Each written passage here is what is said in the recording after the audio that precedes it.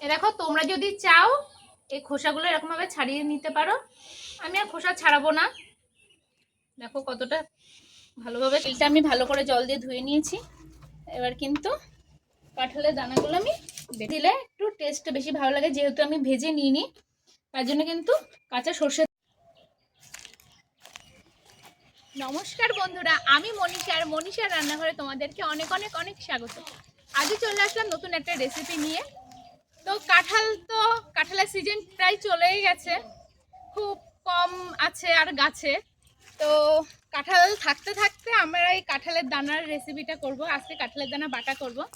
তো চলো কাঁঠালের দানা আমরা কিভাবে বাটা করি সেটাই তোমাদেরকে শেয়ার করব। চলো,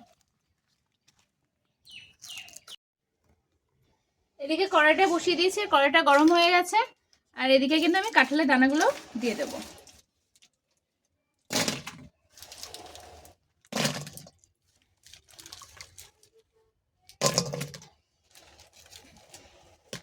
দেখো কাঁঠালের দানাগুলো দিয়ে দিলাম। এবার কিন্তু আমি একটু ভেজে নেব, শুকনো কড়াইতে নেড়ে চেড়ে নেব। এর খোসার গায়েটা যতক্ষণ না কালো হবে ততক্ষণ কিন্তু আমি এরকম শুকনো কড়াইয়ের মধ্যে ভেজে নেব।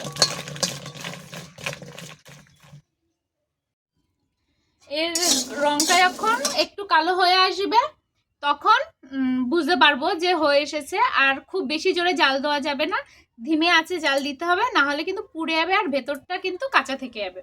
এদিকে গায়ের খোসাটা পুরো কালো হয়ে যাবে। তো সেইভাবে আমাদের বুঝে বুঝে করতে হবে, ভাজতে হবে। একদম হালকা আঁচ দিয়ে এরকম বারবার নেড়ে চেড়ে ভেজে নেব। তো চলো আমি রসুনটা ছাড়িয়ে নিই, রসুনগুলো ছাড়িয়ে নিচ্ছি।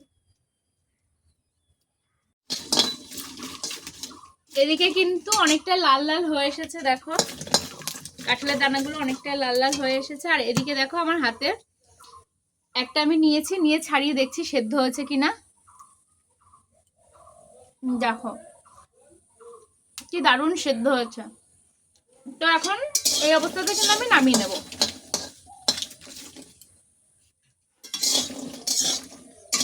চলো এগুলো এক এক করে নামিয়ে নেব। একটা রকম ভেঙে দেখলে বোঝা যাবে যে সেদ্ধ হয়েছে কিনা। তোর জন্য আমি একটা ছাড়িয়ে দেখলাম সেদ্ধ হয়ে গেছে। এগুলো কিন্তু এবার দেখো নরম হয়ে গেছে। এবার আমি খোসা ছাড়িয়ে নেবো, একটু ঠান্ডা হোক ততক্ষণ।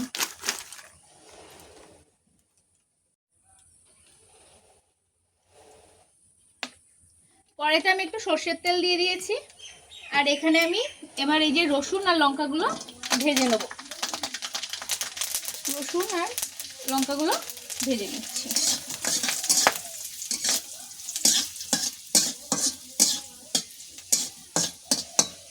হালকা করে ভেজে নেব, খুব বেশি ভাজার দরকার নেই।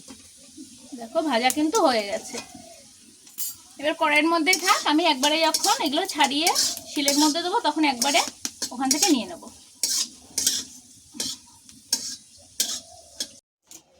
দেখো কি সুন্দর খোসাগুলো উঠে যাচ্ছে, দেখো কি দারুণ খোসাগুলো ছাড়িয়ে যাচ্ছে।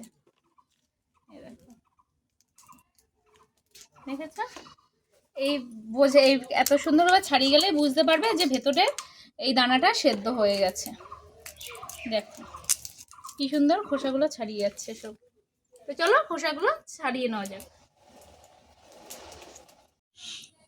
দেখো তোমরা যদি চাও এই খোসাগুলো এরকম ভাবে ছাড়িয়ে নিতে পারো। আমি আর খোসা ছাড়াবো না। দেখো কতটা ভালোভাবে সেদ্ধ হয়ে গেছে। এরকম ভাবে সবগুলো কুচিয়ে নেব। দেখো এরকম ভাবে কুচিয়ে নিচ্ছি, তাহলে শিলে বাটতে সুবিধা হবে।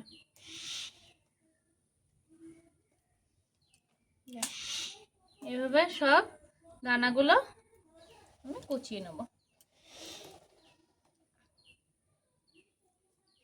তো চলো বাকিগুলো কেটে নিই।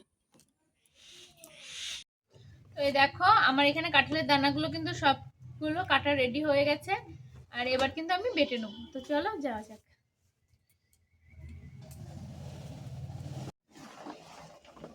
দেখো শিলটা আমি ভালো করে জল দিয়ে ধুয়ে নিয়েছি। এবার কিন্তু কাঁঠালের দানাগুলো আমি বেটে নেব।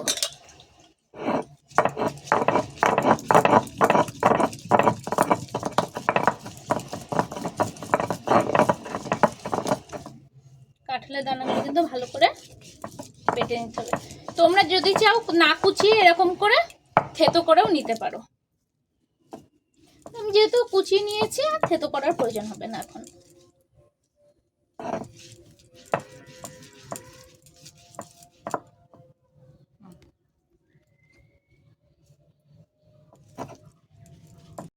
এবার কিন্তু আমি একটু লবণ দিয়ে দেবো। লবণ দিয়ে দিলাম। আর এবার যে তখন যে রসুন আর লঙ্কা ভেজে রেখেছিলাম সেটাও দিয়ে দেবো।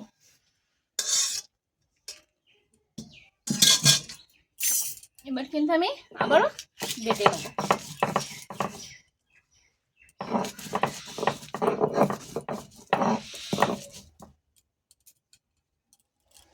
এরকম ভাবে কিন্তু ভালো করে মিক্সড করে বেটে নিতে হবে।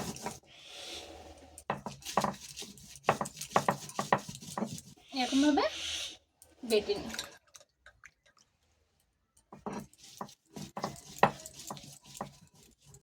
তোমরা কিন্তু এই বাটাটার মধ্যে কাঁচা তেল মানে কাঁচা সর্ষের তেল দিতেও পারো, নাও দিতে পারো। আমি অল্প একটু দেব। কাঁচা সর্ষের তেলটা দিলে একটু টেস্ট বেশি ভালো লাগে, যেহেতু আমি ভেজে নিইনি তার জন্য কিন্তু কাঁচা সর্ষের তেলটা দিয়ে আবারও আরেকবার আমি বেটে নেব।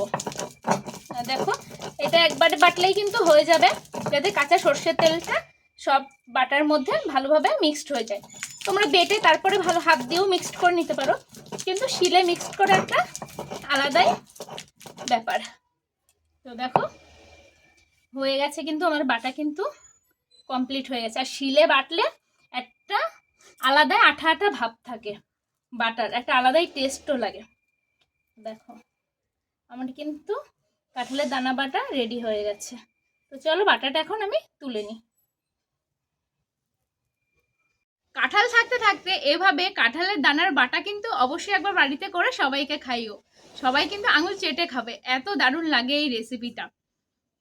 খুবই কম মশলা, মশলা তো কিছুই না, শুধু রসুন আর লঙ্কা আর সামান্য একটু সর্ষের তেল দিয়ে এত সুন্দর দুর্দান্ত একটা রেসিপি বাড়িতে তোমরা সবাই তৈরি করে নিও। তো চলো ভিডিওটা ভালো লাগলে প্লিজ লাইক কমেন্ট শেয়ার করো, আর যারা এখনো সাবস্ক্রাইব করোনি প্লিজ সাবস্ক্রাইব করে দিও। আবার অন্য কোনো দিন অন্য কোনো ভিডিওর সাথে আবারও তোমাদের সাথে দেখা হবে। তো টাটা সবাইকে।